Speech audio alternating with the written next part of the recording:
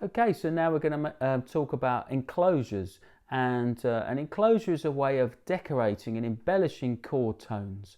You can use it on any of the chord tones, and essentially what you're doing is you're targeting one of the chord tones, and what you're doing though is you're playing a note above it and a note below it and then hitting the chord tone. So it's almost like a little kind of sandwich that you're making there. That's how I think of it.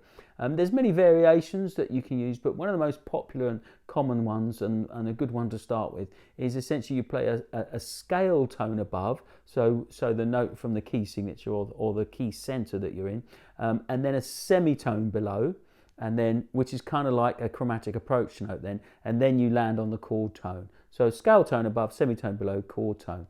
And if we look at this example that I've got here, this is from my book, The Rhythm Changes Soloing, and there's a whole series for different instruments.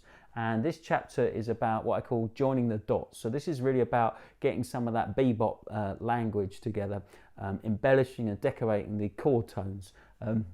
And the arpeggios. So we've got the notation here. EA refers to enclosure above, EB is enclosure below. Okay, and then obviously it's targeting the next chord tone. So let's have a little listen to see what that sounds like. The first exercise is all just eighth notes, like an arpeggio kind of exercise. The second exercise, we take away a few notes to leave a little bit more rhythmic interest and create some more kind of angular, kind of more bebop sounding lines. Again, these are just exercises. We're working in a very controlled way. We're just dealing with one ingredient at a time, and I think that's a really important way to practice and to learn when you're starting out particularly. We're going to use my iReal Pro tracks here, which you can get from my website if you have a look on there as well. So here we go. Let's see what this sounds like.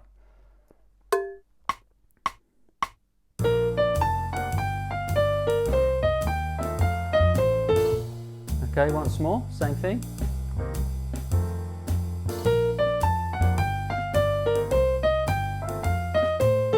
Okay, now we're going to take some notes away, make it sound a little bit more jazzy. Here we go. And again. 1, 2, 3.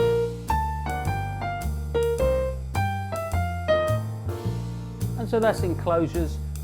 Really useful thing to get familiar with. You can apply it in lots of situations, and it's a classic kind of bebop, modern jazz approach to get that sort of sound to your playing. Hope you enjoy that, have fun with that, see you on the next one.